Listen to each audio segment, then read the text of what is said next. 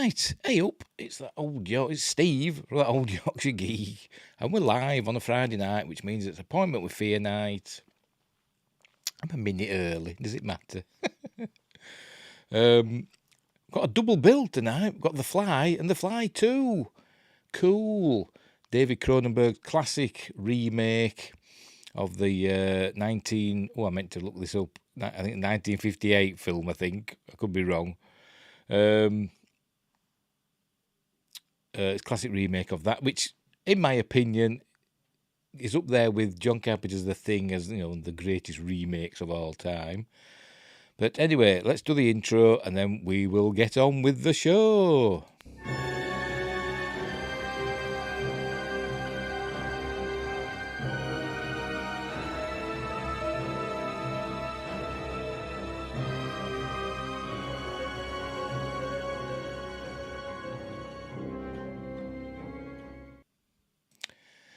Right, we're off and I'm back, and I hope hope no adverts pop up on this spooky background.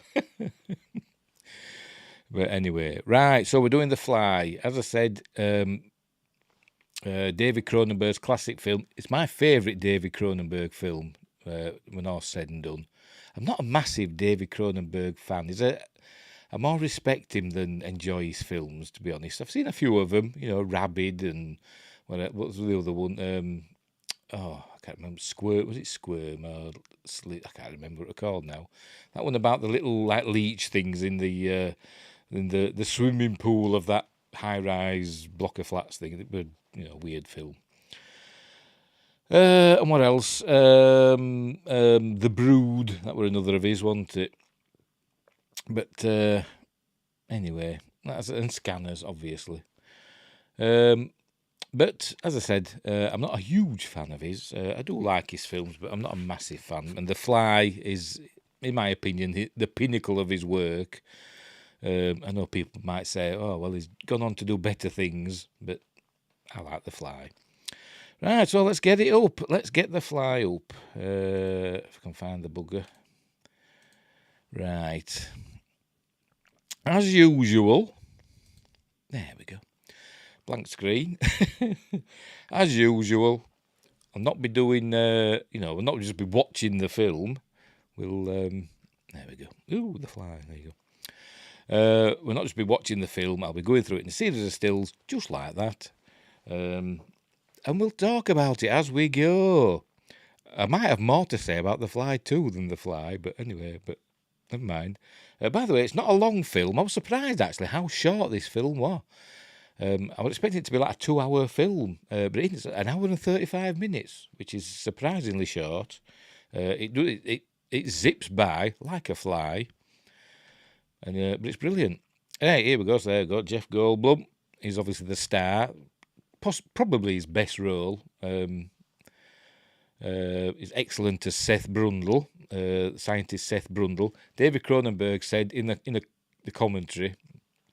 Well, either in the commentary or in the making of, I can't remember where I saw it, that he named Seth Brundle after a British Formula 1 racing driver, which was Martin Brundle, who now commentates on Sky Sports F1.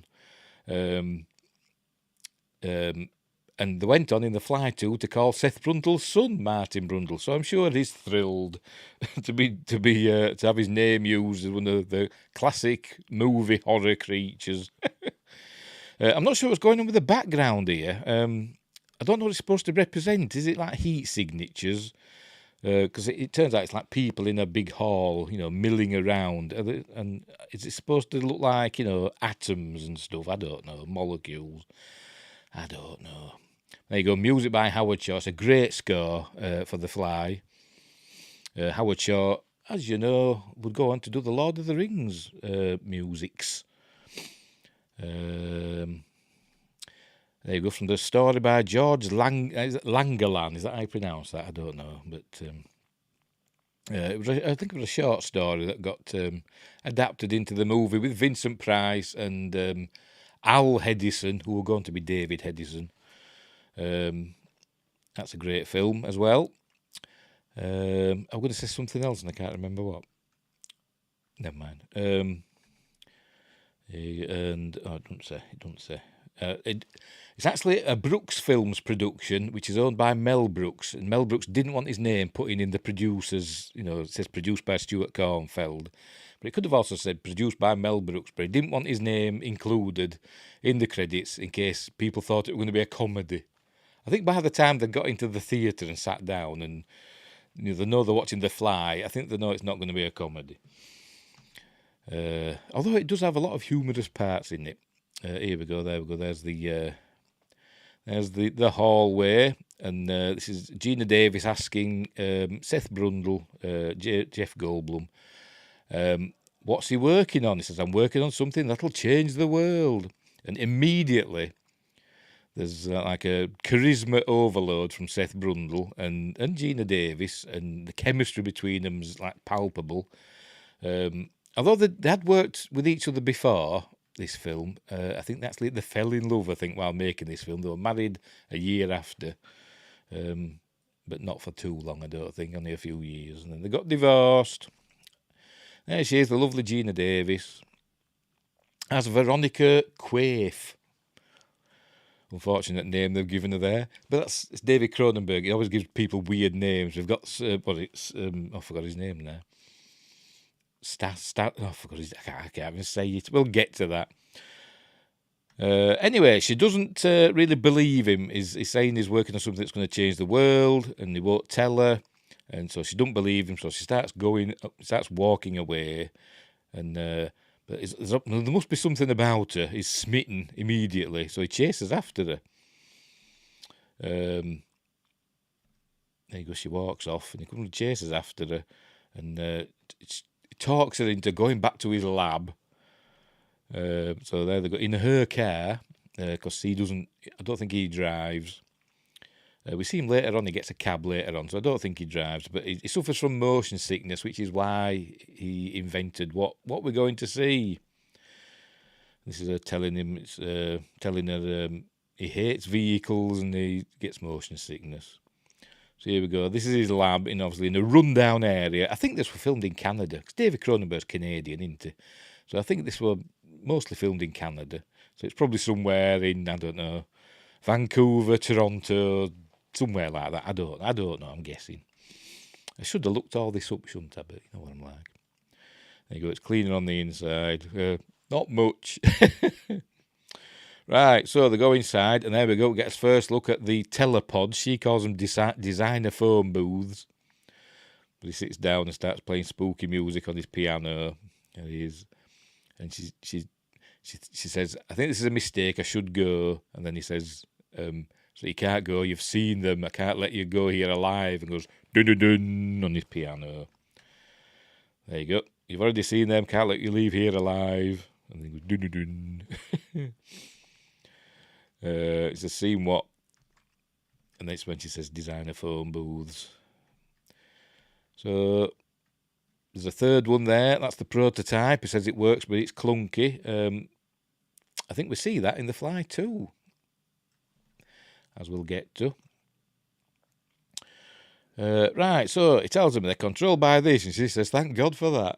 Obviously, not knowing what it is, but that's a line that always tickled me when she says, "Thank God for that." There you go. Oh, well, there we go. That was confusing. Thank God for that. There you go, telepods. So he's asking if she's got something on her that's unique to her, an item of jewellery or something like that. And all she's got, so she shows off her pins. She gives him a stocking. Good job she wasn't wearing like tights or something like that in there. And then, oh, crikey, oh, Jeff's enamoured. So she gives him a stocking, and he shoves it in the telepod. And it's voice controlled, which stops working later, as we'll see. Keep your eye on the stocking. That's what she's doing. And then off it goes. There it's gone. And we hear a whoom, and the telepod behind him lights up. And she says, Thank God I didn't give my Rolex if I had a Rolex. Because she thinks it's been, she calls it the world's biggest microwave oven. She thinks her stocking's been vaporised But it hasn't, it's been teleported, and there it is, all steaming and smoky. So there you go. So she believes him now. So she's saying this is incredible, and it turns out she's been recording him, his words. So he's not happy about that. By the way, here he's telling him that he's not really that brilliant. He's just a systems management guy. More clever people build the components, and he just sticks them together. That's what he says. But he's obviously a genius. They go, build me a laser this, design me a molecular analyzer that, and then I just stick them together, he says. There you go, you want to get the quotes right. That's when she was changing the tape, or turning it over. And then she goes, he's obviously not happy, so he's going to ask for that back, but he says, no, I'm going. So she goes to her office, and this is where we meet, is it Stathis Barons? Sounds like they say Stathis Barnes when they're saying it, but it's spelt Borons. So let me double check on IMDb. Yes, Stathis Borons. It's a name and a half. I have no idea where that's come from. But it's Particle Magazine. So she's gone there. She's playing the tape to him, and he doesn't believe her. By the way, they used to have a relationship, did Stathis Borons and Veronica. There you go, he's conning you. So he don't believe. But then Seth turns up. So here we go. So he says, if you're planning on making anybody disappear, he's got an assistant editor that's outlived his usefulness. So if he goes, Jeff says, I've got one word for you, cheeseburger, as we'll see. Because he's relieved that Stathis didn't believe her. So they're having a cheeseburger. He's telling her that he wants her to follow his work. He says he's been alone for too long in his work. Apparently 6 years he's been working on this project alone. And he feels the urge to tell somebody about it. So he wants her to catalogue, his research and his work, 24/7. That's what he wants her to do, and then write a book when it's all done. He says, and the book will end when I teleport from one pod to the other, and that'll be the climax of the book. And we also learn that that's a good pause, isn't it? We also learn that he can't teleport living material, only inanimate objects. We find out what happens soon. You've got the complete record of the most earth-shattering invention ever. I've got to do this because his eyes, Jeff's eyes, I've just got to play this bit. I've gone down, look at them eyes. He's brilliant, is Jeff. I love him. Everybody loves Jeff Goldblum, don't they? And the book will end with me teleporting, 15 feet from one pod to the other. So she agrees to do that. But then she goes home first and she finds Stathis Borons in her shower. There he is. So she flushes the toilet on him to make the water go cold. So they used to have a relationship. We still got a key. That's how we got in. And he's done some research on him. The leader of the F-32 team, whatever that means. Obviously some importance in science. But he's saying, don't, follow him, but don't, keep him updated. That's what he's saying. Right, so she's doing that. So they're doing the testing now. I think they're putting a baboon in the telepod. There it is. There's a baboon in the telepod. You'd think they'd start with something like a mouse, wouldn't you? Something small. But no. Poor baboon's getting teleported, I say. But there we see, something's gone hideously wrong. And they open it up, and we see, there we go. It's turned inside out, so he's not happy. There you go, says, what are you thinking? And he drops an F-bomb. There we go. There you go. That's what he's thinking. So he's not happy. He doesn't want to talk. So,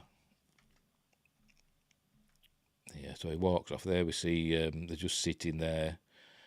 And she said, do you ever change your clothes? And he says, yes, these are clean on. And so he changes his clothes every day. He's got 5 sets of exactly the same clothes.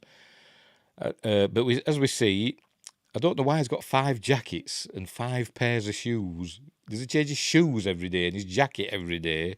You think he just like shirts and stuff. He can wear the same trousers for more than one day, surely. Surely. And ties and stuff. There you go. He's got 5 sets of exactly the same clothes. There we go. Does he change his shoes every day as well? Oh dear. He says he learnt it from Einstein. Doesn't have to expend any energy on choosing clothes. He just grabs the next lot. But obviously somebody's washing them for him, aren't they? I imagine he takes them to a laundry or something, or somebody comes and collects them and washes them and brings them back. I presume, I don't know, it doesn't go into that. Anyway, she seduces him here. She says he's cute. So they get up to there you go. They get up to no good with each other. And he leans back and he leans onto like a microchip thing. There we go. That sticks in his back. And for some reason, later on, hairs start growing out of that wound. Anyway, she starts biting him. And she's saying it's the flesh. They talk about the flesh a lot in these films for some reason. The flesh, it makes you crazy. And she's like old ladies, nipping babies, pinching babies. It's the flesh. And they talk about the flesh and the poetry of the flesh and stuff like that. They're trying to make out it's not science, it's art. So and biology rather than numbers. So he wants to do an experiment now. So he gets a steak. She said earlier on she had some steaks. So he gets a steak, cuts it in half, puts each on the plate, and then he teleports one of the steaks, as we see. Then he cooks them, and I'm sure they change shape. Not there, but when we see them next, I'm sure they're different steaks. But anyway, so he cooks them, and he gives her. She's the guinea pig. So she takes a bite out of one, says that's a steak. And then he says, okay, try this teleported one. And she says, I don't know, a monkey just came apart in there. And he goes, baboon. Jeff, baboons are monkeys. Anyway, but she says, no, it tastes funny. It tastes synthetic. So he says, see, that tells him something. The computer was given its interpretation of, the flesh. And it didn't know what to do. It didn't know how to go crazy for the flesh. It says grandmas, old ladies pinching babies. It needs to be taught how to go crazy for the flesh. So he says, I'm gonna go teach it now. So I don't know how he's gonna teach it, but that's what he says. The poetry of the steak. There you go. That's what he's got to learn. So she eats the other one. And that's him teaching the computer to go crazy for the flesh. I don't know how he's doing that. Is it like 10, go crazy for the flesh, semicolon, 20, go to 10. Is that what it is? Because that's all I'd put. Oh dear. Right, so she's falling in love. As you can see, she's got I'm falling in love face on. She's leaving and she's all happy. But then we see that Stathis is spying, is watching. So he follows her. She's buying Seth some clothes. She obviously wants him to expend some energy choosing clothes. So she wants to make him less of a scientist, less of a genius. She wants him all to herself. And this chap here in the background, hang on, can you see? That's Stathis, obviously, but he looks really familiar. I'm sure I've seen him in something, but I don't know. I might be wrong. By the way, in The Fly 2, there's a lot of actors I've seen in other things, and I'll point them out. There you go. What are you doing here? He's followed. Oh, there you go. She says, so, I'm onto something huge. He says, huge, yeah, what? Oh, he is. He's coarse, isn't he? He's Stathis. Yeah, crude Stathis, very crude. But Stathis obviously madly in love with her still. And she calls him a jerk and stuff and don't want anything to do with him. Anyway, so they carry on doing the testing. And I think they're teleporting another baboon. He's going straight in, isn't he? He doesn't do things by halves. There you go. Another one going. So this one gets transported, and it's all hunky-dory. See, it comes out. See, it's making his way, isn't it? Oh, no, never mind. Is it going to show us? Yeah, see, it's fine, look. It's fine as this one. This one's come out okie-dokie. The thing is, his telepods work. They seem to work fine. It's just this one thing that happens. So I don't know why in the Fly 2, as we'll see, they have trouble getting them to work, and I don't know why, because they work fine here. Anyway, so they break out the champagne. So they think everything's cool. He says he's going to have to send the baboon off to be tested. It could take weeks to make sure it is okay. So she suggests they go on a holiday together. And he says, oh, are we a couple now? Are we having a romance? And she says, well, yeah. But then it turns out that Stathis has sent some artwork to her. He said it was pushed under the door. So she opens it. There we go. And it's... hang on. There you go. It's a picture of, a cover for Particle magazine. So... she says she's got to go sort this out. So Seth gets all jealous. So she goes. By the way, he's ordering Chinese food there while she's leaving. I have to go out for a few hours. She's got to go, scrape her other life off her shoe.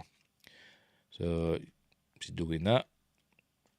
But he comes round. He said, he says to her, I'm moulding your work into a story. But he says, he comes round to a point of view. He says, well, just keep me in the loop. He doesn't want to lose her out of his life altogether. And then he's crude again, because every time they have a conversation, he says something crude. And in this one he does. I'm gonna see it. Oh, we missed it. He says, what about, sex, stress-relieving sex? She goes, you're disgusting, as always. And he says, I wouldn't want to disappoint you. Anyway, this is Seth getting jealous, thinking, she's still in a relationship with Stathis. He's drinking the champagne and getting a little bit drunk, talking to the hang on. Hello, Deej. I am well. He's talking to the baboon. There it is. You'd think they'd give it a name, wouldn't you? Because it's quite an important character, but they haven't. Not as far as I know.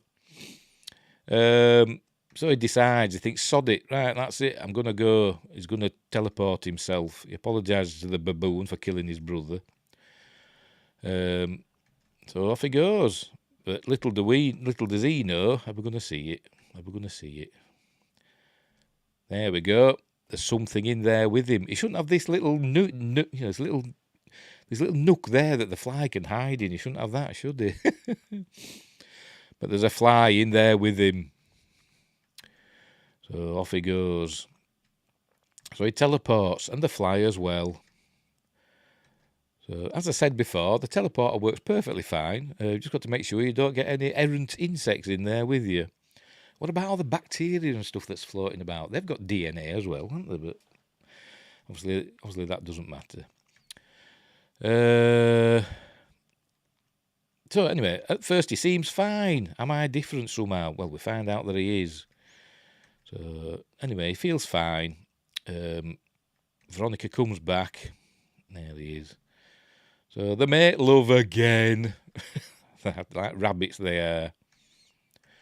And he says that, he went through, he used the telepods on himself. But he recorded it for her. I said, are you sleeping with Stathis Borans? And she said, no, they did have a relationship, but not anymore. And then he admits that he got jealous. And she tells him about how they met. And then he's saying he taped it for her. There you go. Don't worry, I taped it for you. So there they go again. But remember, they've made love now after he's he's transported himself. So now he's, as we come to learn, he's now Brundlefly. So this will have ramifications. Oh, there you go. There he catches a fly that's buzzing around. So we can see that his reflexes have been enhanced. Because obviously flies must be like, he's like Spider-Man, isn't he? But he's now Fly-Man. But more gooey, as we'll see. Right, she wakes up and she sees he's suddenly become amazing at gymnastics. There he is. So he's going to do some amazing things. I don't think this is Jeff Goldblum doing all this stuff. I think they've just got a gymnast that looks like him from behind. There you go. Somebody with a similar skin tone and dark hair. Could be a wig, I don't know. But I don't think I don't think that was Jeff. Although he's in good shape. And he seems to get in better shape as the film goes on, because he does get, fitter before he starts deteriorating. He's going to do his bar work now. And then he starts spinning. Oh, I missed it. Hang on. Starts spinning around. Oh, see, I've gone too far. Let's go back a bit more. Starts spinning around, and luckily there's there's this area here that you can walk on, on the roof. Why is this area, marked off? Did a gymnast live there before and use this for training? I don't know. Maybe so. Anyway, she's amazed by that. So she thinks, he's a hunky stud now, so they go at it again, I think. As you can see, he looks all sweaty. I think his skin is starting to go a bit peculiar. That's how we know that something's wrong. His skin starts going all splotchy. Oh no, they're not up to it again. They're going shopping. I don't know where this is. Where it says there, Royal Food Centre. So I suspect this might be somewhere in Canada.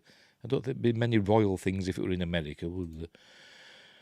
But yeah, he buys her a necklace because we learned earlier on she doesn't wear jewellery, so he buys her some jewellery. Maybe she's allergic to jewellery. I don't know, but she seems to like it. And then they go for something to eat and a drink, and he's putting lots of sugar in his coffee. And she says, do you normally have coffee with your sugar? And he brushes it off. So this is where he starts getting all, the fly, side of him is starting to come out, and he starts getting all speaking fast and, becoming like, like flies are. There you go, this is talking. I'll tell you, I think it's going to allow me to realise that I've been obsessively pursuing goal after goal, and he's talking like that fast, This is where she's saying, do you take coffee with your sugar? And he goes, what? That brushes it off. But this is where she notices that there's a change in Seth. He's starting to get less laid back than he used to be. He orders something, and when there's no immediate reply, he's like, "Oh, come on, Jesus Christ," and all that. There you go. So, what's happening now? Oh, they're at it again. I told you they're like rabbits. They are. So they're at it again. And then he says to her, there you can see his skin there on his face. It's starting to go a bit blotchy now. I don't know how much time's passed here, by the way. It doesn't tell us. I presume it's not much. She feels that the hairs are growing out. There you go, growing out of that wound when he leaned back onto that microchip thing. For some reason, it makes hairs grow out of it. Don't know why. But she cuts them off to send them out to be tested. But he comes in his underplugs, starts eating ice cream. And then he says, I want you to go through, but she doesn't. She's scared. She doesn't want to do it. So he immediately turns on her. There you go. So immediately turns on her. So he gets dressed and says, I'm going to find somebody else who can keep up with me. Become one of the dynamic duo, as he says. And then they mention the flesh again. You woke me up about the flesh. So he goes, leaves her there. So obviously, she's upset. She knows he's changing. This isn't the Seth she knew. Although she only knew him for 5 minutes, didn't she? But here he is going, eating his chocolate bars. Because, flies, they like sweet stuff, don't they? Apparently. I thought they like poo, but sweet stuff as well. Right, so it goes into a bar, and this is where we meet Tawny. There she is. I don't know, she's not a lady of the night, but she's not far off by the looks of it. Anyway, Jeff wants her to come back to his lab with him, but she won't. So she wants to go with Marky. I think Marky's the one in the flannel shirt. So Seth says, I bet you $100 I can beat you at arm wrestling. And I get to take the lady home. And she goes, do I look like a hooker to you? Pretty much, yeah. There we go. There you go. $100 says here's my 100. So they start, and obviously Mark is struggling because Jeff's super strong now. Is Seth with his blotchy face?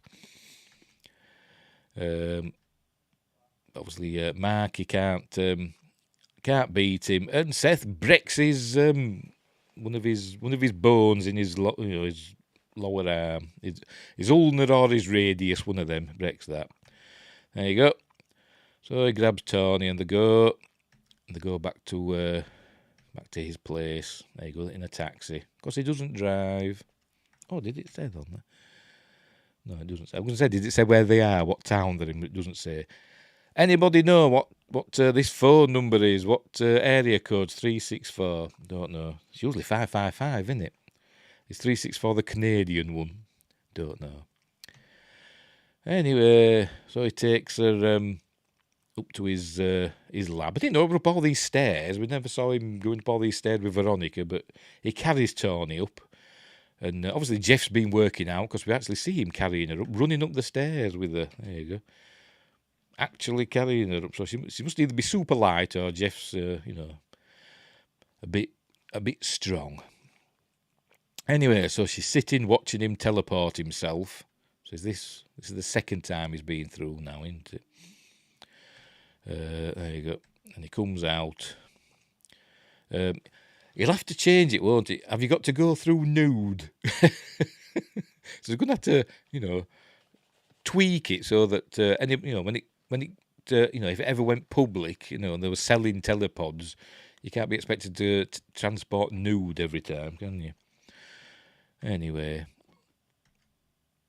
so doing it with Tawny, but she don't want to go through. But then Veronica comes back. He goes trying to make a teleport.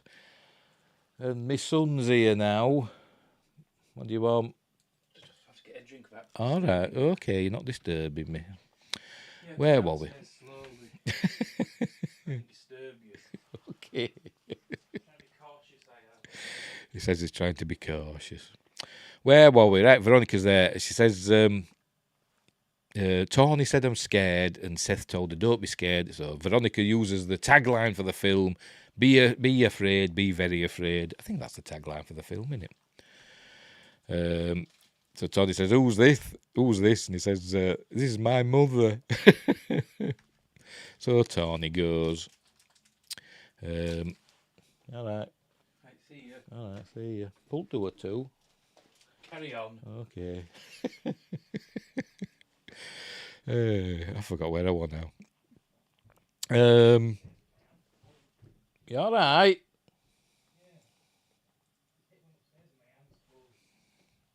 What's he like? Yeah, my lad. Right, where were we? So Tawny goes and Oh, this is where Veronica tells Seth that I think she had those. Oh no, she's going. Look, that she had those hairs analysed. She's telling him he's changing. And the hairs came, it looks like they came from an insect. And they're not human. Oh, that's where he goes then. He goes, they're not human, and that's where he goes, very good. He's going to do it. Oh, never mind. Never mind. He does right, goes, and then he snaps at her again. You're jealous. And then he just look like a sick man to you. And then he starts whacking the wood off the wall. Look, so he's obviously super strong now, as we know. But he's booting her out, telling her to leave and never come back. So she gets upset about that.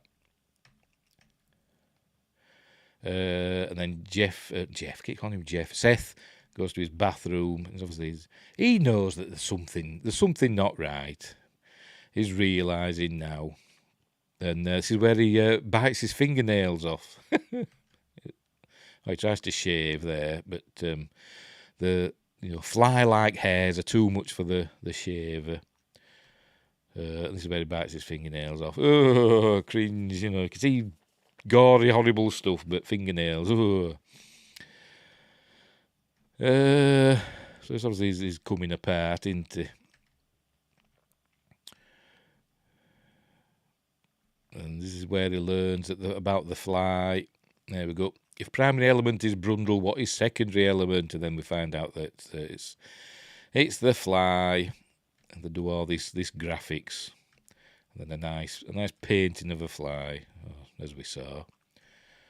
And then we learn that they weren't just joined together. Like in the original film, he came out with the fly's head and the fly's arm, didn't he? In this, they're fused at a molecular level. So his DNA is being fused. Oh, there you go. It says there, look. Did Brundle absorb fly? Negative. Good computers, these, aren't they? Fusion of Brundle and fly at molecular genetic levels. There you go. So that's how he realises. So it's changing him genetically. In his DNA.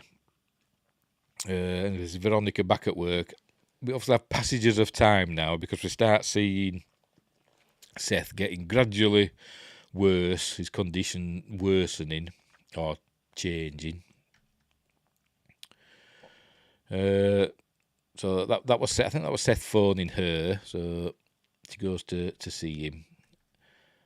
Here he is, and he can hardly walk now at the moment, right now. But that changes. He was using walking sticks, and sorry, I'm laughing because I know what's coming. And you'll probably do as well, because you've probably seen it. Everybody's seen the fly, haven't they? So he's telling her, what's going wrong, and he thinks it's like a form of cancer, a weird form of cancer that's going to kill him. And then his ear falls off. I think he tries to eat a donut, and does the fly vomit onto it. This is after he's describing how it's how the telepods have fused him and the fly. And he says it's Brundle fly now.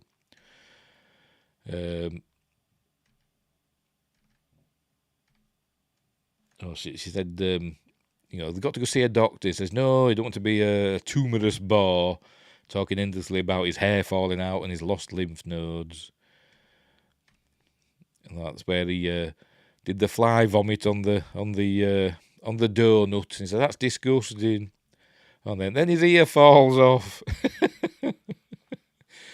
and immediately she hugs him right where the ear fell off. They do a lot of that in these fly films. Hugging, gooey, disgusting things. But there we go. Straight on that side that the ear fell off as well. I'd have gone to the other side if I felt the need to give him a hug. But it shows how much she loves him.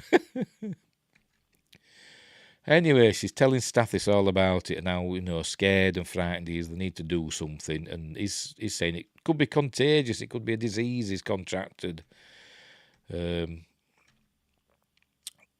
So it says, go back, record him.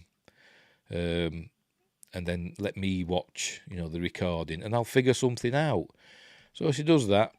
Oh, this way, there's another disgusting quip, says, can I clean your body when this is all over? And, anyway. So she goes back. Here she is. But she doesn't actually mention recording him. He brings it up, coincidentally.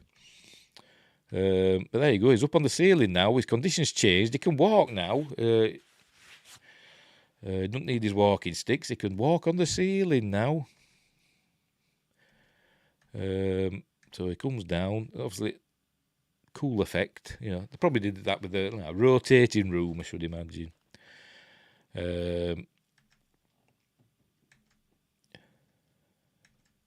But he's he says he's not going to turn into a fly. He's going to turn into a fusion of Brundtland fly. I think this is where he uses the Brundle fly term.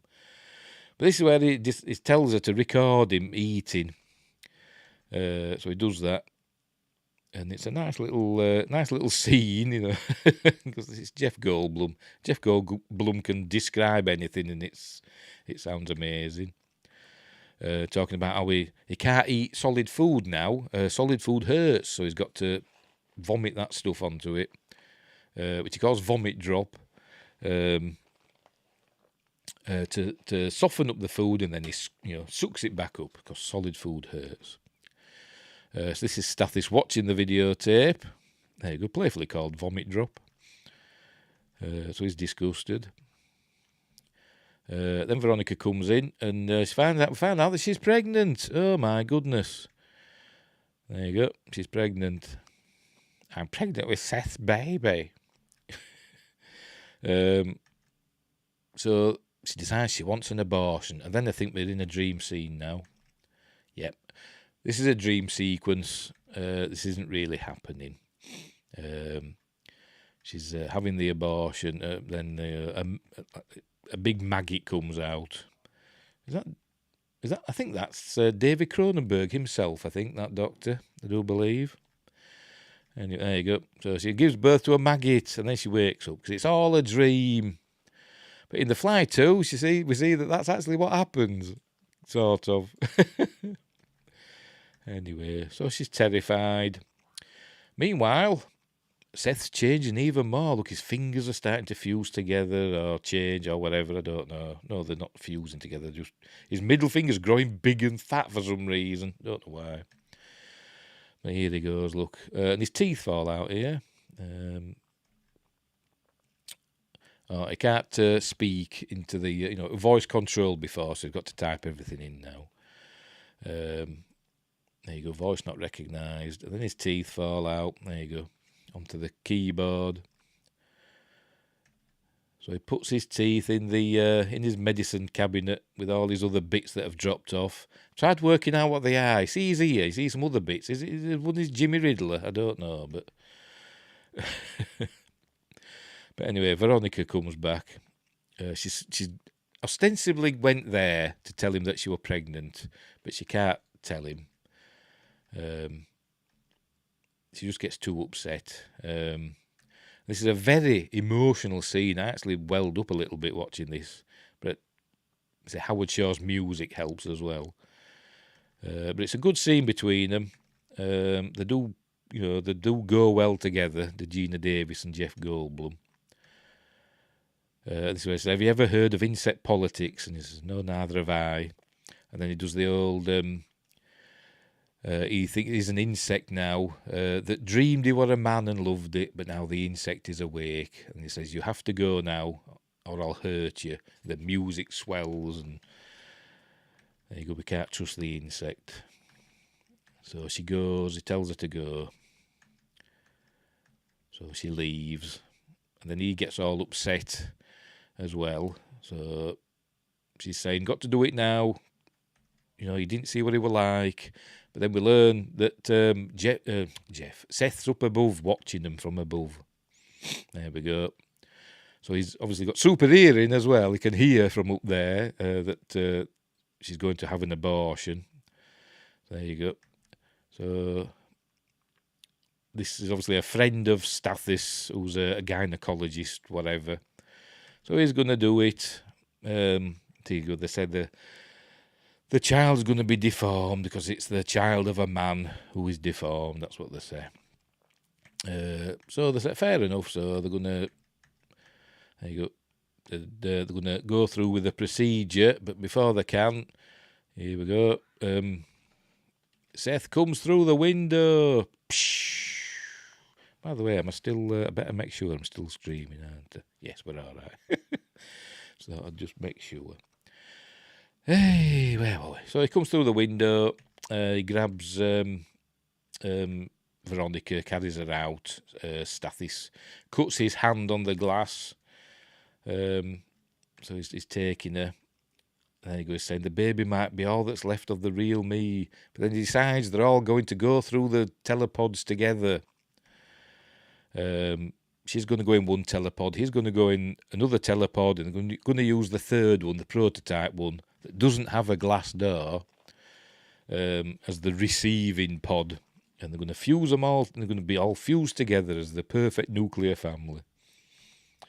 So that's what they're going to do. Anyway, Stathis has got there super quick. Must have been close by, that doctor's office. Really close by, 'cause he's got there with his shotgun, as we'll see. There he goes, got time to put it together. But then Seth, this is where he learns about Seth's plan to fuse two people. There we go. Telepod 1, transmitter of subject A. Telepod 2, transmitter of subject B. Teleprod 3, receiver of genetically fused A-B combination subject. So he knows what he's got planned. And there we see the third one, the clunky one apparently. But then you go, Seth arrives. He drops down, and Stathis were going to shoot him with a shotgun, but Seth melts his hand, as we'll see. There you go. He vomits on Stathis's hand. There you go, and it all melts. There go. So he falls to the ground, but then he tries to use his foot to get the shotgun. So Seth Brundle melts his ankle, and so he's in a bad way. Is Stathis. Anyway, then he were going to kill Stathis. Then he were going to vomit on his neck, but Veronica shouts down, "No, don't do it." So he goes up and gets Veronica, and he explains what he's going to do.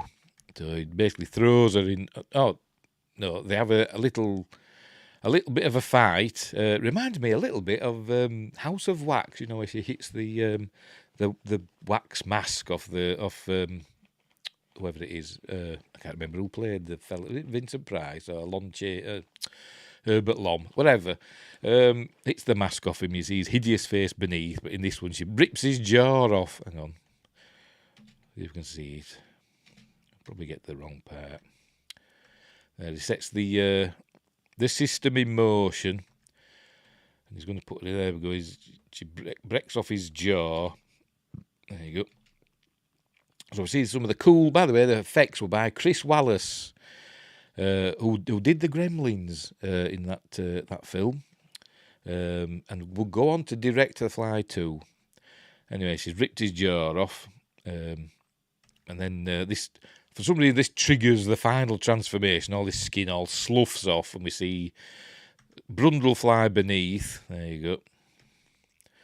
So he throws her into the telepod, and he gets into the other one, and there goes, the countdown's happening.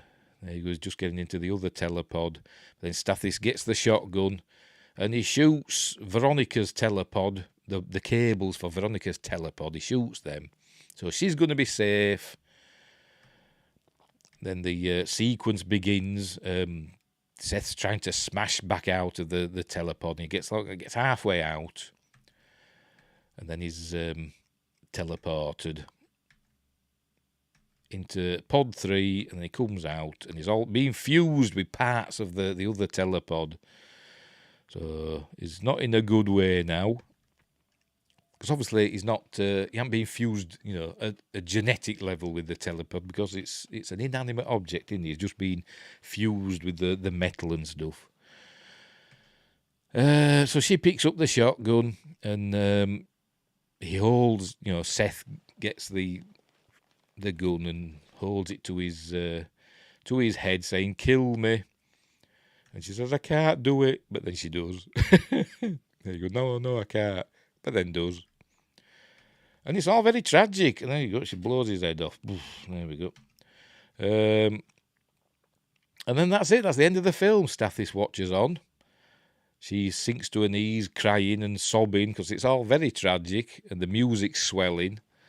And that's the end of the film. There you go. And then we get the credits. Look at that, Tawny, 4th in the list. She must have a good agent. Oh, yes, it was David Cronenberg. There we go. So, there you go. That's the end of The Fly. Excellent film. Really love that film. It's one of the best remakes going. It's up there with John Carpenter's The Thing. Easily. I think it was nominated for umpteen Oscars, probably. I think it was. I don't know if it won any, but it deserved to. But it would lead to The Fly 2, which is a film I really like. People knock it, The Fly 2, but I think it's really good. So we're gonna get on with that now. We're not gonna mess about. We're gonna get on with it. So let me get rid of that one. Then I won't forget. Right. Where's The Fly 2 gone? I've got it down here somewhere. Right, we're off with The Fly 2. I think we start off with credits as usual. There you go. 20th Century Fox. Insects buzzing.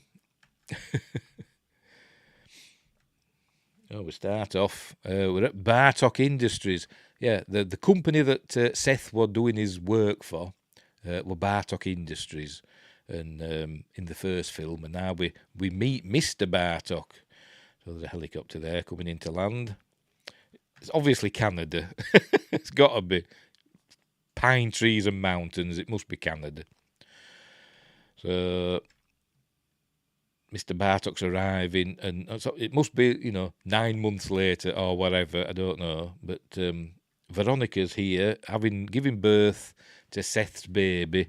It's not Gina Davis. I can't remember her name. Hang on. It's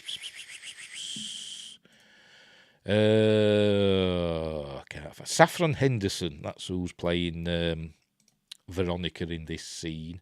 They did actually want Gina Davis, but she didn't want to do it because the scene in the first film where she gave birth to the maggot, she said it was too upsetting for her, so she wouldn't come back to do it. So they got Saffron Henderson in, who, doesn't really look like Gina Davis, but never mind. Anyway, and there's Stathis, alive and not really well, but he's alive anyway. Obviously he ain't got his hand and he ain't got his foot, but he's okay. I don't know why Bartok's taking charge. Maybe when Stathis or whatever, not Stathis, Veronica probably phoned the police or whatever, and Bartok probably got wind that something had happened at Seth's lab and took over. This is Dr. Janeway, not Catherine Janeway from Star Trek Voyager. It's spelt differently. It's spelt Jain Way. This is Dr. Janeway. She's a baddie. She's not bad. Well, she's a baddie, but she's not a very nice person.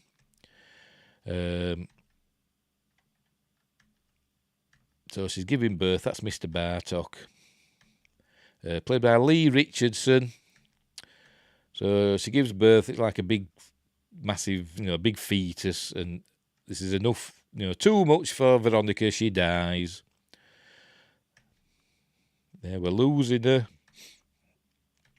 She passes away. She does a Padme and dies of a broken heart, I should imagine. They try and revive her, but it's it's no good. She's gone. There we go. So that's the end of Veronica. Anyway, this thing that she's given birth to all breaks open, and then a little baby comes out there. And then he holds it up, and there we go. So that's Martin Brundle, who would go on to become a Formula One racing driver and commentator for Sky Sports F1. So then I think we get the credits, do we? Yes, then we get the credits. So Lee Richardson, The Fly 2. It's Eric Stoltz is the star, Daphne Zuniga, I don't know how to pronounce it.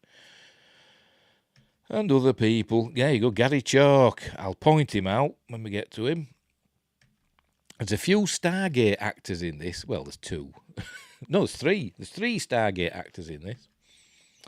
As you know, I'm a bit of a Stargate fan. Is it going to come on, or are we... there we go. That took a while, didn't it?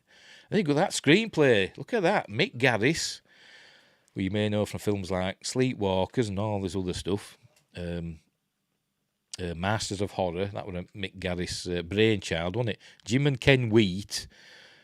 I think they're famous for, is it Harry and the Hendersons? And I think they may have written the Ewoks movies.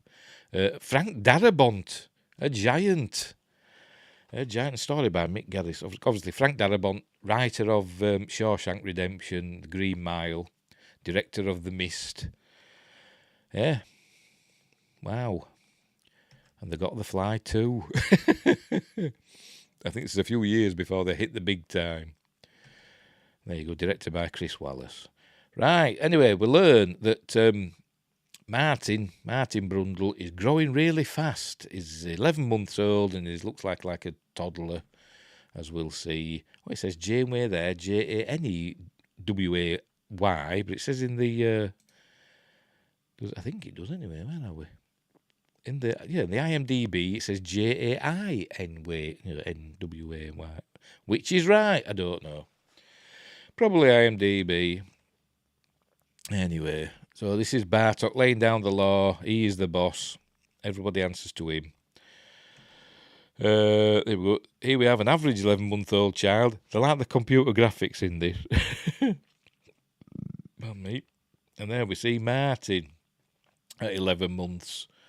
So like I say, he's like a toddler, as we'll see. So it's got accelerated growth, but there's some chromosomes that are dormant, which become undormant later. And he asks her, does Bartok, does she like him? And she says, she's been all scientific. She says, as a specimen is, fascinating, but he does try their patience. She's not a good mother figure.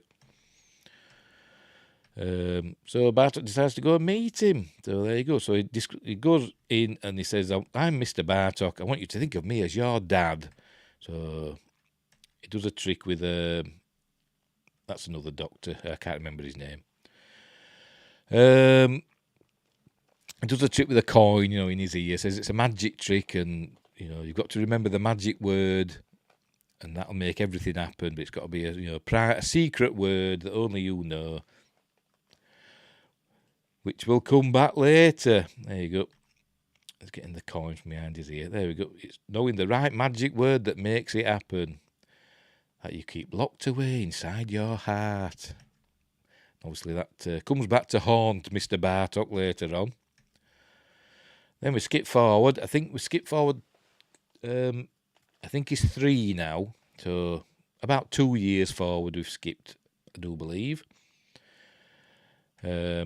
Dr. Shepherd, there we go, that's his name. He's got to do some tests on Martin, but Martin says they're too simple. It's a maze. You've got to get him to do this maze. There you go. And he takes one look at it. There's Martin. He's got a photographic memory, by the way. Takes one look at it, and then he can, draw the solution on a blank piece of paper, and it fits perfectly. There you go. Very impressive. But he's made himself a little helmet that changes his voice and has lights on, and sprays water at Dr. Shepherd, who's not happy, as you can see. They need to take a blood sample, so he's fidgeting about, because they don't like him. Because they're scientists, they're not parents, they don't like kids, basically. Particularly this kid. They see him as a scientific subject, not a person. and he asks if Mr. Bartok's going to visit, but he's got a project up in Zone 4, but Martin can't go there because he's just a Zone 3 project. But Dr. Shepherd's got Zone 4 clearance, so Martin clones his clearance card, so he can go to see, Zone 4 stuff. So that's what he does there. That's what he's doing there. Notice the men behind the window. They've got one-way glass thing, whatever they call it, one-way mirror, two-way mirror, one-way. I don't know what they call them. That they're spying on him through, but he knows they're there. So he's going to go and check out Zone 4. So this is him going through the ducts, doing a bit of John McClane stuff. So here he is. Zone 4, goes in, sees somebody's got lots of flies in a box for some reason, just so they can have the flies be attracted to Martin Brundle's hand, as we'll see. As he moves away, there you go. A hand-shaped group of flies. Right, so here we go. He goes in here and he finds a dog. There you go. A few dogs in there, but one dog he's attracted to, a golden retriever. And he befriends it. There we go. And so that dog's become his friend now. But then, passage of time. Martin's got his dinner. He's obviously, it's a lamb chop. He's going to take it for the dog. So he puts it in a bag. So he's going up to Zone 4 again to check on his friend. But the thing's empty now. Gone to Bay 17. So he's got to go check out Bay 17 now as Martin. And this is where we see the telepods that we saw in the first film. But remember, one of them got destroyed. There's just two. One of them got destroyed when it fused with the Brundlefly. So there's just two now. There's the prototype one that you can't see inside, and there's the other one.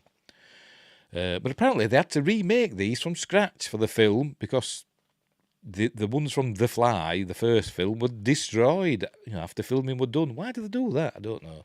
Maybe they didn't have storage space or something. I don't know. But anyway. So he's going to see what they're doing. They're going to try and teleport the dog, his friend. Here we see the elevator come down, which is important for later on. There we go, there's the dog. The dog sees him up there and he waves at it. But it gets teleported. There it goes in a moment. There you go, barks. And it gets teleported. And as it teleports, it like goes, oh! And then the fella says it's moving about, but then it jumps out. It's all been changed because you can't teleport stuff, living things. Even though it worked, but then again, it worked with the two proper pods, but it worked with the third one as well, didn't it? Because it still teleported into it, didn't it? At the end of the first film, so I don't know. Obviously, something's gone wrong and they can't fix it. So the dog, the dog's all. What's happened here now? Oh, for God's sake! Hey, computers, eh? Computers. Who'd have them? Move that up. There you go. The dog's attacking him. Bites his fingers off. Hey, I don't know why I did that. Hang on, are we working? Oh, yeah. Bites his fingers off. Martin screams. So they say it's all right. There he goes. Had his fingers bitten off. So I think he'll probably be going to hospital now. There we go. Another passage of time. Another 2 years later. Martin's 5 and he's fully grown now. He has become Eric Stoltz. There he is. Well, you may know from Mask, Pulp Fiction. He was Marty McFly at one time before Michael J. Fox took over. That's did quite a lot of filming of Back to the Future. with Eric Stoltz, but it wasn't working out. I think it was being a bit too serious. They needed somebody who had some comedy chops, and that's not Eric Stoltz. But he's done some good stuff, and he's also in the series Caprica, the Battlestar Galactica prequel series, which I really liked. Anyway, he's 5 years old here. There you go. So they're giving him a cake. Because he's all grown up now, he's a big 5. They let him smash the mirror. There you go, say the magic word, smashes the mirror. But I think the mirror comes back. I'm sure it does, or maybe it doesn't. I don't know, I can't remember. Anyway, he's getting his own place. As we see, Bartok's giving him his own place on the grounds of Bartok Industries. So Martin's happy about this. There you go. This is my place. No more mirrors, no more prying eyes, which is a lie, as we'll see later. But for the moment, he's happy. And then Bartok tells him, I want you to carry on your father's work, because they can't get the telepods to work. And he had the hope that Martin, who's super intelligent, can sort it out. But he's not sure. There you go, it shows them they're trying to teleport an apple, but it doesn't work. It comes out all gooey. But Martin's unsure about it, and he says it's because of the dog in it. And then Bartok lies and says that, the dog, didn't suffer for long. But we'll learn that's not true. So anyway, Bartok gives him some tapes of his father.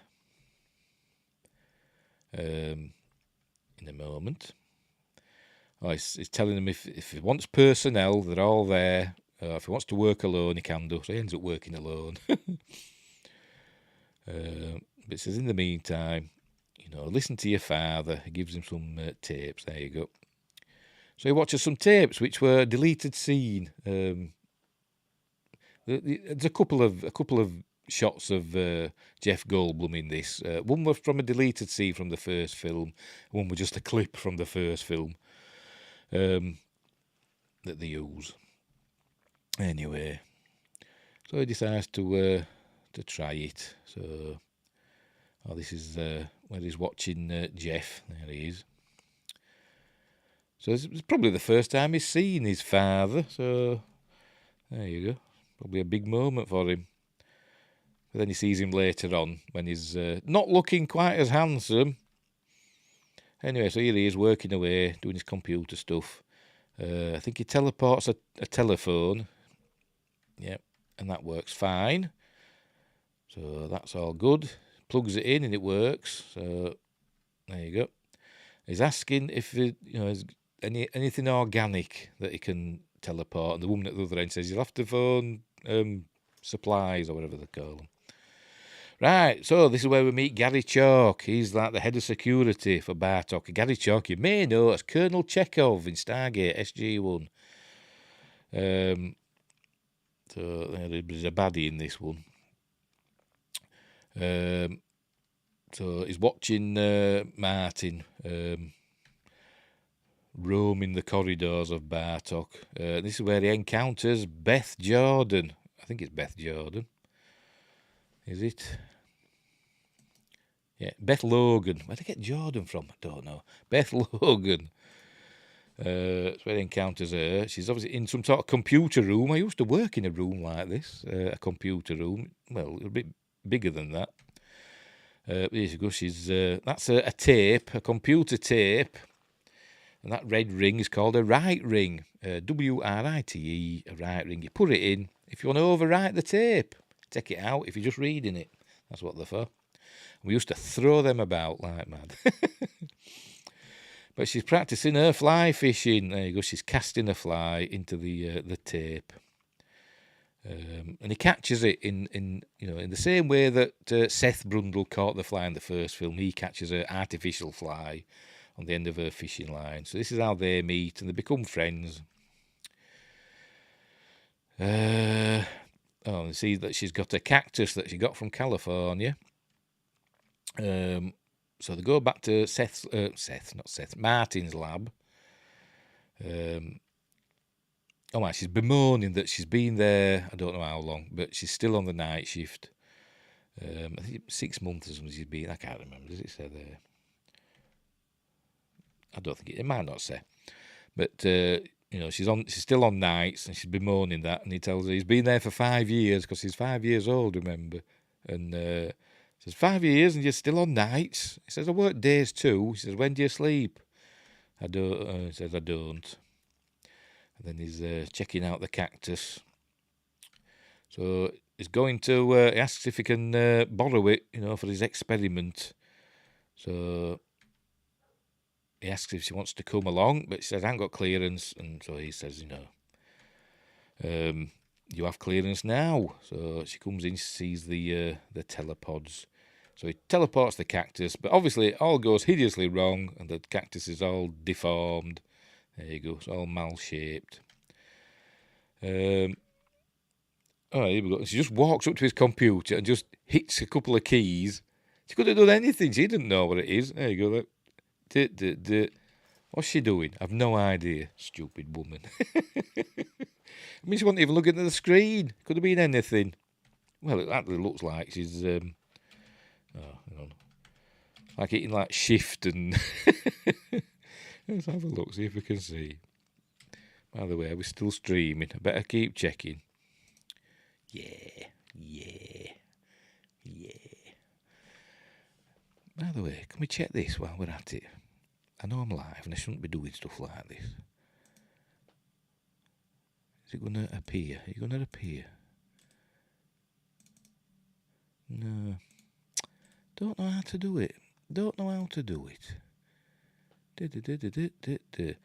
supposed to have a widget that makes the chat messages appear, and it's not happening. It's not happening. Nope. Never mind. Anyway, where were we? Right, back to the film. So she goes. She says I can keep the cactus. So anyway, he goes after her. He says he wants to be friends, and would she like to come back and help him with his work? So this is how we see they're forming a friendship. So she goes, in her lunch breaks. Oh, this is where Gary Chalk. I don't know the name of his character. Let me just check. Gary Chalk. Scorby. Yeah, Scorby. This is where Scorby comes and says, she's got a nice ass. So we see he's not nice. They're trying to take some more blood or whatever. Or give him an injection. I don't know what they're trying to do. But he's still fidgeting. They're still berating him as though he were a kid. I mean, technically he is, he's only 5 years old, but he's a grown adult. Anyway, the needle breaks, and he just pulls it out and walks out. Says, I don't, no more tests or whatever. So there we go. I don't think so. So he goes. And then we see him and Beth having their friendship. They're dancing and doing the work. Here we go. Working together and dancing and, having lunch and listening to music and all that. And, technically they're falling in love, although they haven't fallen in love yet. She's teaching him how to cast fishing lines and the more dancing. And then she invites him up to a get-together at the specimens division. So he says, yes, I'll go. So they go. So there they are in the specimens division. He's cute. He's Eric Stoltz. So where we meet another Stargate person in a minute. We're going to see him there in the background. See if you recognise him. If you're a Stargate person, there he is. Hang on. See, I've gone too far. This chap here. That's. Can you see my mouse point? Yes, it's there. That's Bill Dow, who plays Dr. Bill Lee in Stargate SG-1 and Stargate Atlantis. So there you go. That's another Stargate alumnus. There's probably others that I just haven't recognised, but they're the ones that I have. And there's another one later. Anyway, he hears them talking about this specimen that has been alive, kept alive for 2 years. And they call it Timex because it takes a licking and keeps on ticking. So he goes to check it out. And this is where he finds out that it's the dog that he befriended, and didn't teleport properly. It didn't die. It's still alive. Obviously in great pain all the time. And they feed it, this slop. So he gets all upset. I actually got quite upset watching this part. But I'm a big softy, as you know. Here it is. It's eating its slop and howling, and so he's crying. So he falls out with Beth over this. Here she comes and he says, "Leave me alone. You haven't got access anymore. There we go. You no longer have clearance." So he's fallen out with Beth. Not her fault, is it? Anyway, so he goes down. Obviously, he's breaking in to the specimens division, whatever they call it. And the dog jumps out at him, but then it recognises him. And it starts whimpering, its tail wags. And I actually got a bit upset at this as well. I know it's only a bloody animatronic puppet, but, it's done so well. So he holds its head, you see its little tail wagging and stuff, and it's heartbreaking. And he gets a bottle out with something deadly. I don't know what it is, but if it was that deadly, what it does to this dog, I wouldn't just have it on a bloody handkerchief. Anyway, so he kills the dog. There you go. Puts it out of its misery. And then we cut, and we see him in the telepods. No, telepod. But I think, is he going to teleport himself? But no, he ain't. He's just scanning him. There we go. Scanned and encoded. So he's had his body scanned. So he's in the computer now. They're asking him, Bartok and Dr. Janeway are asking him about, what's happened with the dog. They don't mention it specifically, but as you see there, an unfortunate incident up his specimens division last night. But he denies any knowledge of it. So they say he's lying. Say, yes, he's growing up. Of course he's lying. It seems our Martin is growing up. Anyway, sent Beth a rose and a card, a Zone 4 access card as an apology. He still wants to be her friend. There you go, the magic word abracadabra. So she comes in, and he's got her a present. Is it this bit?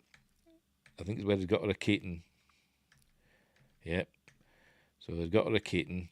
And then he sticks the kitten in the telepod. He's, no, it's all going to go wrong. The kitten's going to come out all back to front and inside out. But it don't. It's okay. Look, it's fine. You can't kill a kitten. So he says he worked it out. He worked out what, obviously he knew about the flesh. They don't mention the flesh in this, but he knows about the flesh. And they thought of it in terms of methodology of physics, but it's, there you go, they've got to admire the beauty of the process. Like in the first one, it's poetry, the poetry of the steak. It's not science, it's art. That's why you've got to look at it. Anyway, so they start doing it. Look, they're getting down and dirty with one another. So they're in love now. I hope she's not going to have a baby. Is this going to go on forever? Anyway, then we see he's got some sort of thing on it. We remember where he had that needle stuck in him earlier on. It's got infected or something's happening with his arm. There you go, we see it there.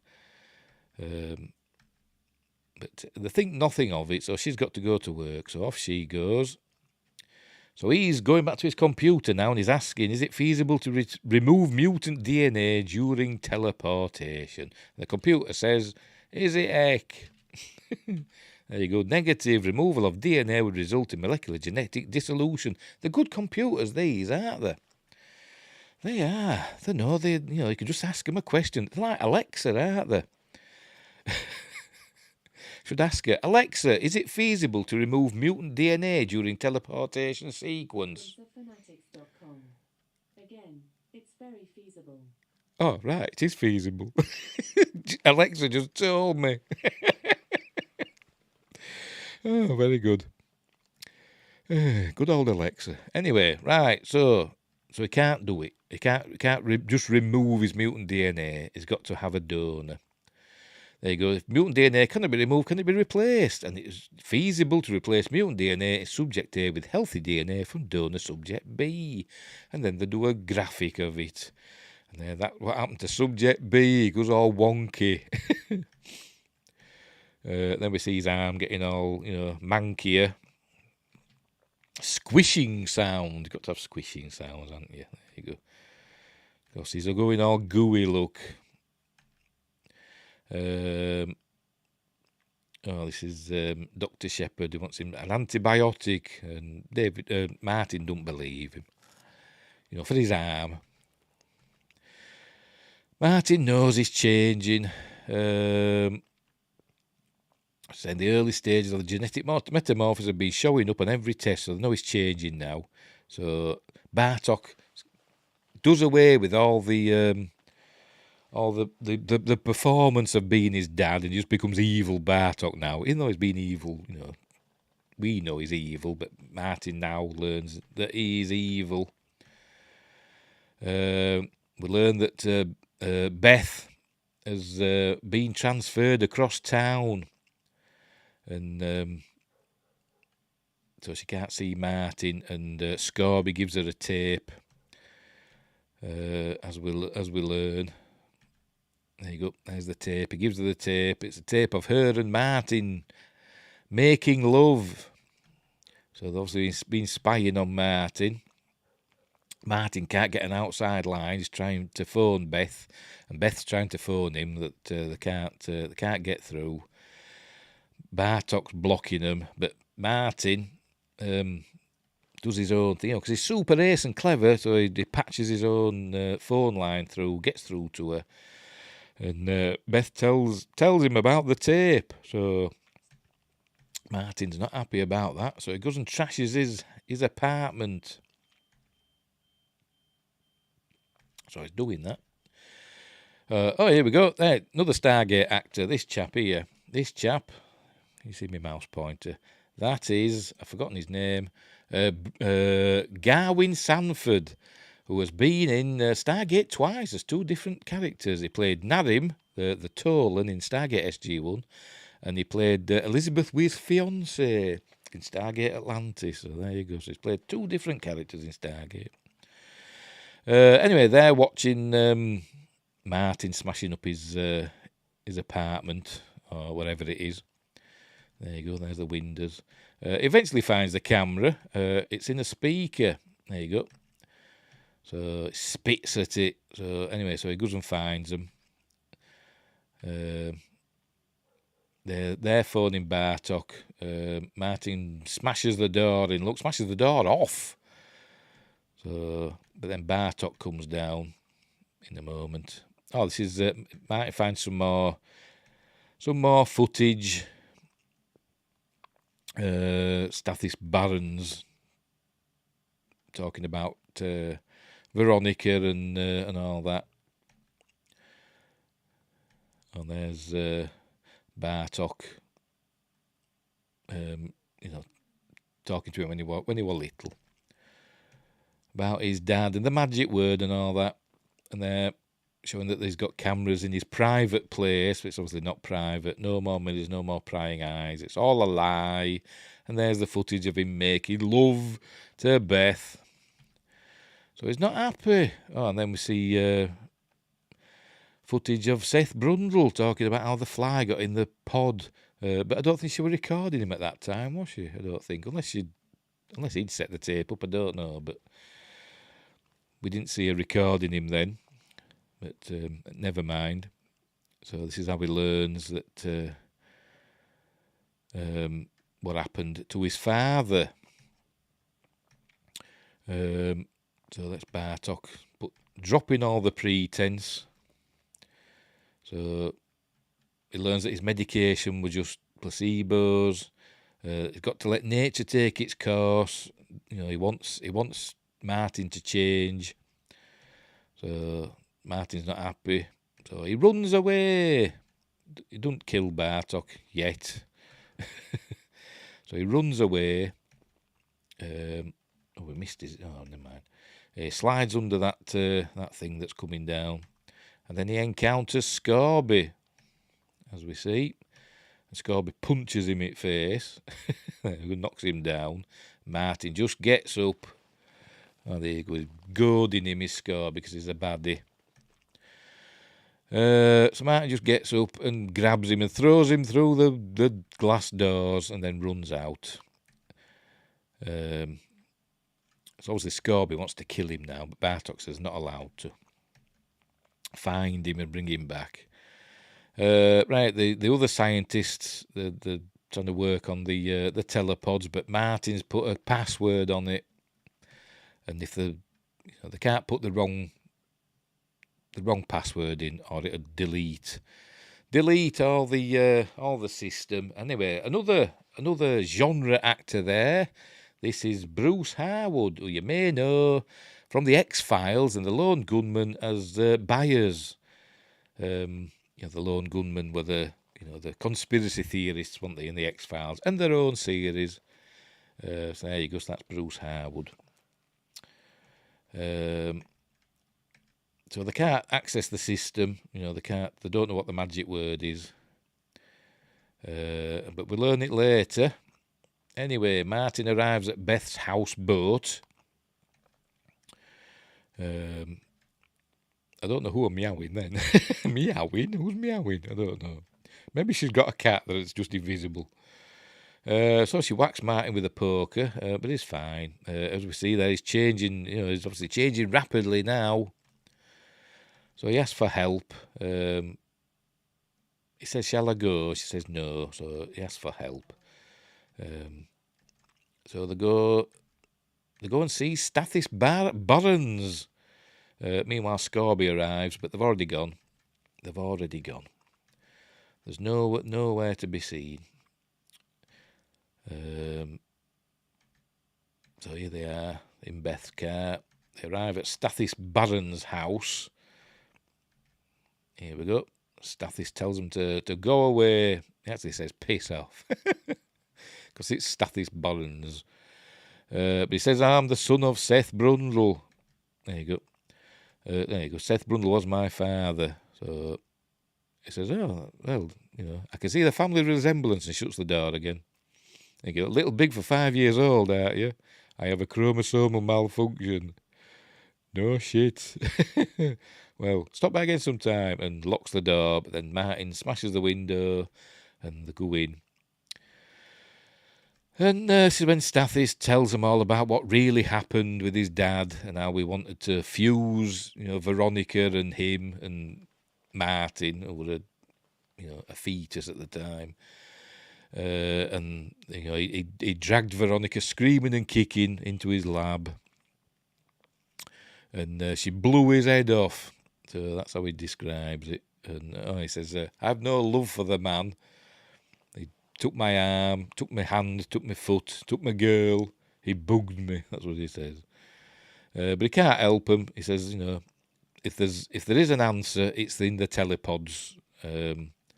But Marty says, "No, I can't use that," because obviously he knows that somebody's got to be sacrificed to save him.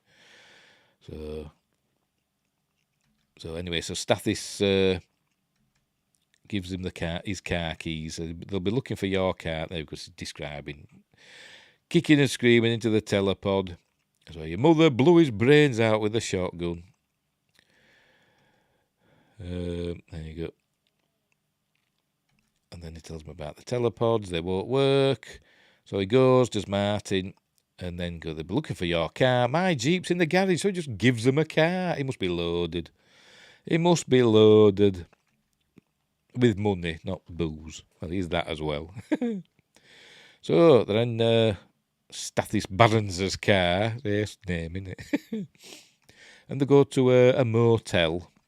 There you go. And the story that Bartok's put out is that Beth's being kidnapped by Martin Brundle. So anyway, they get the room, but Martin runs away. There you go. There's the news thing. Martin runs away, nearly gets hit by a truck, but Beth catches up with him. And, he doesn't know what to do. And she says, Martin, I'm not going to leave you. So they go back to the motel. But he starts changing even more now. She's fallen asleep. So obviously a couple of hours, we'll say, have passed. There he goes on the couch. And he's changing even more. But he says he's getting better and his voice has gone all deep. But then he pulls his eye out. As we'll see. I'm getting better. And then he can, can feel his body changing. And then he pulls his eye out. There we go. But he's got another eye underneath, thankfully. Anyway, then she phones Bartok, and they come and collect him. And he's going into a cocoon, look. So they take him back. And by the time they get him back, look, he's fully cocoon now. So he's undergoing his changes inside. It's a chrysalis. Like a butterfly, but he don't come out looking like a butterfly. So they got to wait now for him to emerge from his cocoon. But in the meantime, there was a shot of Martin's face changing. They're cleaning up Beth for some reason, and they're going to question her about the password, but I don't know if she knows or not, but she doesn't tell him. But then he comes out of his cocoon. Dr. Janeway takes a sample. But then we see Marty starts coming out of his cocoon now. In a minute. With all the gooey, there we go, nice bit of goo coming out. And then bit more goo, and then he emerges and kills Dr. Janeway. Huzzah! It's about time. But then Dr. Shepherd arrives. I've seen him in something else, and I can't think what. I've looked him up, but there was nothing that stood out. Maybe he's just got one of those faces. So he comes in, sees the cocoons opened, and then sees a pool of blood on the floor, and then looks up, and we see the body of Dr. Janeway. There you go. So she's been got.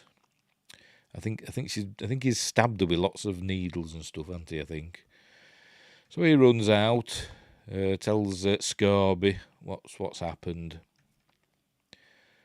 So Scorby tells who's that?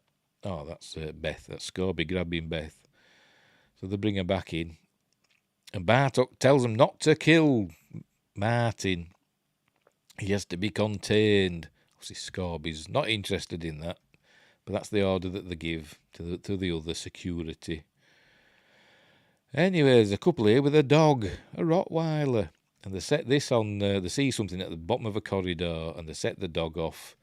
And but obviously, Martin likes dogs, so he drops down. Obviously, the dog's not afraid of him. It doesn't look happy when it's that dog doesn't look happy when it's being stroked by the animatronic. But anyway, there we go. They go down. The dog's happily lying there. It's not being hurt by Martin, because Martin's the goodie. Remember, although he's turned into a monster, the real monsters are the people in this film. Anyway, here's Dr. Shepherd. What's happened to his hair? Why has it changed? Was this a reshoot or something like that? I don't know.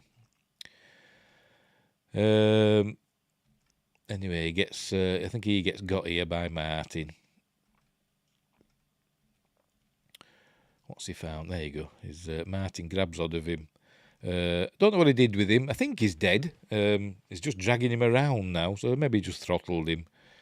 But Martin's headed for them, and he's trying to use. I forgot his name. Shepherd's access card to open the door, but they block the access, so he can't. Use. So he can't use that card. Then he throws the body at this guard. There you go. And this guard has a great demise. It's really gruesome. There's the end of Dr. Shepherd. They should have been nice to him, shouldn't they? Instead of being horrible people. Anyway, this guard's looking for him, and he says, no, he's gone. He's nowhere to be seen. But then he drops down, there's Martin, sprays his vomit drop onto his head, this guard's face, and we see that, there you go, just rips his face off, and it's all horrible. And he drops to the floor, and he's actually not dead. So all the other guards arrive. There you go. And as he walks past, all the other guards arrive, and as they're walking past him, he's like going, oh, and it's, it's horrible, really. He's not dead. He probably will die, but he's not dead yet, So it's not a quick death being got by a big monster fly. And some cool shots of Martin walking. There you go. Bit quick, never mind.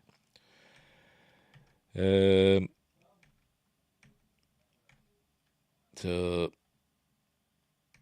there he goes in the air ducts. He's in the upper level. He's in the upper level in the observation room. So he comes through the glass. Psh, there you go. He drops down.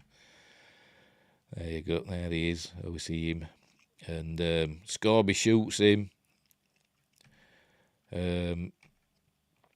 This guard gets thrown into the. He grabs hold of Beth. So Martin throws him into the elevator thing. The elevator's coming down. Throws him into the elevator. I don't know why he can't get out. Maybe he's hurt himself. It doesn't make it clear. Just can't get out. Then has a cool head squish. There we go. Get past that quick. Hope YouTube's going to let us get away with that. Anyway. Cool head squish. He should have got out quicker, shouldn't he? I would have been out there like a flash. If I saw that elevator coming down. Anyway, Scorby's shooting at Martin, but Scorby doesn't care. He wants him dead. So he goes after him. Searching. But there you go. Martin vomits on his hand and burns his hand a bit, but he's not dead. There you go. Martin's looking at Beth. Oh, pardon me. They're trying to cut the way in. The other Bartok people. It's where Scorby gets got, I think, by Martin now. He just basically breaks him in half. Just breaks his back. Grabs hold of him. As we'll see. Oh, by the way, I forgot. Scorby shot one of the scientists. So, there you go. Then he gets got by Martin, just breaks him in half and throws his body. There you go. Is that a dummy? I don't know. Don't look. I don't know. His face didn't look very realistic, did it? But I can't drop on it again. Anyway, Bartok takes Scorby's gun, his handgun, and shoots Martin. Martin goes down. But he's not dead, as we'll see. See, Martin's down. Cool, it's a cool monster, It's a cool monster, cool animatronic, puppet and all that. A lot of work went into it. But then he just, he grabs his arm, there's Martin, and drags him into the telepod. I think he starts he puts the password in. We learn that the password, the magic word is Dad. Oh, never mind. He's going to show us. There you go. Dad. Magic word's Dad. Of course. And then he drags Bartok into the telepod. And he tells, gestures to Beth to activate the sequence just by pressing enter. Bartok's saying no. But she does it. And then they all come running in. But it's too late. Teleportation's in progress. And out comes Bartok, all mutated. There he is, dragging Martin out with him. And Martin's fine now. So there he is. So Martin's fine, Bartok's not. There you go, look, he's okay. And then more hugs. It's covered in KY jelly. And then, there you go, more hugs of gooey people. They don't care, do they? And I wouldn't say that's the end of the film, but it ain't, is it? Because we have another bit. We see We see Bartok getting his comeuppance. He's being kept alive in the specimens division, much like the dog was. But now it's Bartok. So I don't know who's in charge of the company now. No idea. Then he's eating his slop. And as he's doing that, we see a fly. There we go. On the edge of his dish. And that's how the film ends. On a fly. There you go. Then we go to the credits. A bit like a TV movie, but gory. And that's the end of that one. So I like The Fly 2. It gets a lot of stick, does The Fly 2. But I think it's good. I think it's a worthy sequel. I don't know why people knock it. I think it's cool. I don't know what the budgets were, by the way, for these films. I never thought to look. Let's have a look. Let's check. I think the budget for the original Fly, not the original, the 86 one, I think it was about $10 million, I think. Hang on. The Fly 1986 budget. $15 million US. That was the budget for The Fly. And it grossed $60 million. Hang on. But it says there a $9 million budget. I don't know. Between 9 and 15 million. And then what's The Fly 2's budget? The Fly 2 1989 budget. I bet it's less. I bet it's less. Does it say? Its box office was 38.9 million, so it did about half as much as the original. No, it doesn't tell us the budget for that one. So it won't have been as much as the first one, I should imagine. No, it's not saying. Don't know the budget for The Fly 2, but I imagine it wasn't as much. What does that one say? What does that link say? Summary. No, it doesn't say anything there either. Right, never mind. So we don't know the budget for The Fly 2, but I imagine it won't have been as much as the first. But it's still a good film, and it's got some great animatronic and puppet effects by Chris Wallace, and I really like it. So I hope you enjoyed those two films. I did. I like them. I like them films. I think they're good. It's a career-topping performance from Jeff Goldblum in the first one. Great film. Actually makes me tear up as the first one in places. The second one, not so much. The second one's a bit more straightforward, horror, action, drama, isn't it? And not as much. Although the dog part did get to me a little bit, but I'm a softie. I'm a softie with animals and kids. I don't like seeing animals and kids getting hurt, even if they are animatronic ones. Although I didn't feel that way about Megan, but never mind. Right, we'll leave it there. So, thanks for watching. Thanks, Deej J, for joining in the chat. And there was another one there as well. Who was that? Leaf Keen. Oh, right, there we go. Yowl, he said. But anyway, we'll leave it there. So, thanks for joining in, and thanks for watching. And wherever you are, don't have nightmares. And until next time, I'll see thee.